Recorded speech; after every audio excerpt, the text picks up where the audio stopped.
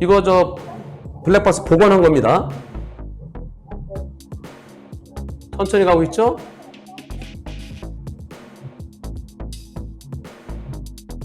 여기서 잘 보세요. 네. 다시 한번. 천천히 가고 있다가요. 여기에서 시속 5, 8, 그러니까 10 정도가 10, 예. 근데 여기서 갑자기, 예. 갑자기 차가 나왔대요. 그래서 급발진으로 여겨진, 급발진. 지금 이렇게 말씀하십니다. 그대로 보여드릴게요. 여러분들이요, 댓글에 여자?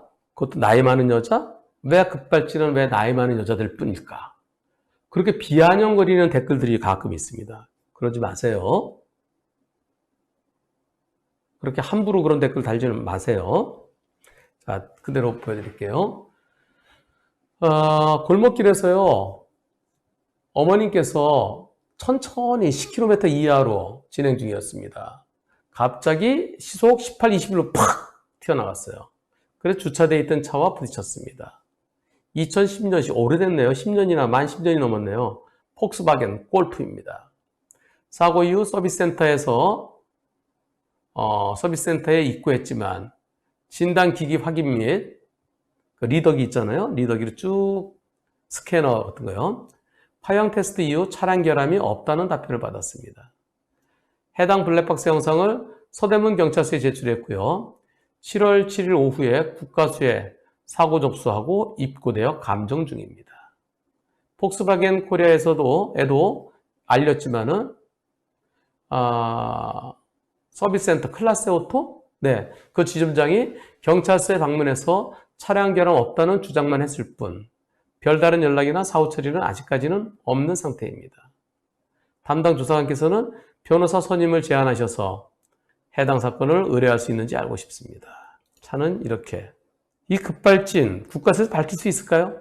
얼마 전에 이런 뉴스가 나왔습니다. 10년 동안에 148건이 있었다든가, 얼마 전에 제가 팰리세이드 급발진 추정 사례, 그 가건물 들이받고 나무 부러뜨리고 밭을 막 가다가 야산에 처박히는 사고 있었죠.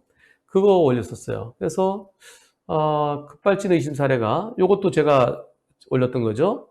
정자 뚫고 나갔던 거요. 여기에 대해서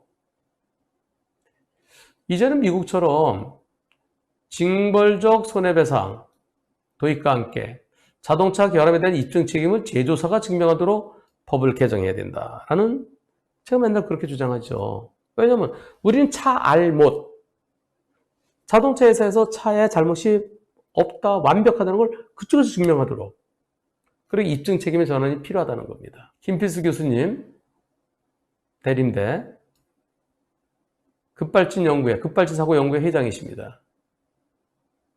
급발진 소송의 경우 운전자가 이길 수 확률은 0%다. 왜? 내가 증명해야 되니까. 어떻게 증명해요? 지나간 것을 보여줄 수도 없고. 미국의 경우 자동차 회사가 결함이 없던 것을 증명해야 된다. 만약에 증명을 제대로 못하면 그러면은 중간에 합의되도록, 합의 안 되면 나중에 어떤 결과가 나올지 모르잖아요. 그래서 지난 2014년에 일본 토요타 급발진 사고, 그래서 1조 3천억 원 벌금을 내는 조건으로 기소유했다. 한문철 변호사는 급발진 의심사고는 소비자는 모르니까 자동차 회사가 입증을 해야 될 것이 아니냐, 입증 책임의 전환을 주장하고 있다. EDR, 자동차 사고 기록 장치, 이거는 에어백이 터지는 거, 에어백의 보조 역할이에요. 그래서 에어백이 터지지 않은 거는 기록되지 않는 경우가 더 많아요. 그리고 이것은 오히려 메이커의 면죄부로 작용되기도 해요. 왜? EDR이 이상해요. 죽도록 가속페달 99% 밟았다고 그렇게 나오잖아요. 죽도록. 그리고 스로틀 밸브 100% 열리고 나오잖아요. 그건 불가능하다는 거예요. 그리고 운전 브레이크는 안 밟아도 나와요.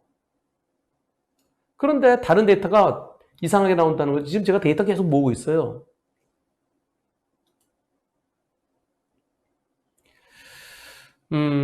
그리고 또 지난 한국정보통신학회는 논문에서 제조사에게 문제 제기라면 운전자의 자동차에 장착된 EDR을 분리해서 제조자가 자체적으로 분석한다면서 그 과정에서 마음만 먹으면 얼마든지 조작할 수도 있다. 라는 논문이 실리게 됐다. 그러면서 국가에서요, 여기요. 지난 2017년 2월 국가수가 국회에 제출한 자료에 의하면은 지난 10년간 154건이었다. 그런데 단 한 건도 급발진은 없었다. 이게 현실입니다.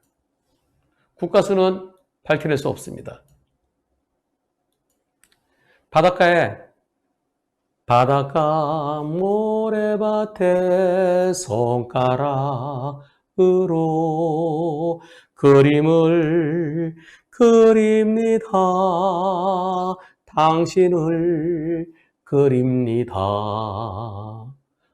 고와이 그리고 농가기 이가에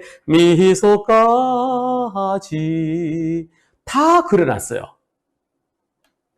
다 그런데 바닷물이 쭉 들어왔다가 싹 나갔어요. 국가에서 딱 보고 코와 입 그리고 눈각이 어디 있어? 없네? 그게 국가수입니다. 붕! 할 때 그때 그 상황을 봐야 되는데 파도가 뭐 흘러가면은 싹 없어졌어요. 아까 그려놨던 당신의 얼굴 국가수는 없잖아. 아까 당신 얼굴이 어딨어? 당신 얼굴 없어. 이게 국가수예요. 그래서 국가수는 급발진을 밝힐 수가 없습니다. 그래서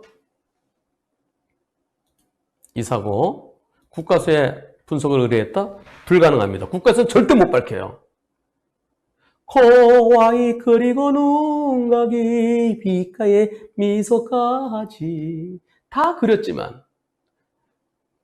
하지만 지금도 알 수 없는 당신의 마음 알 수 없어요.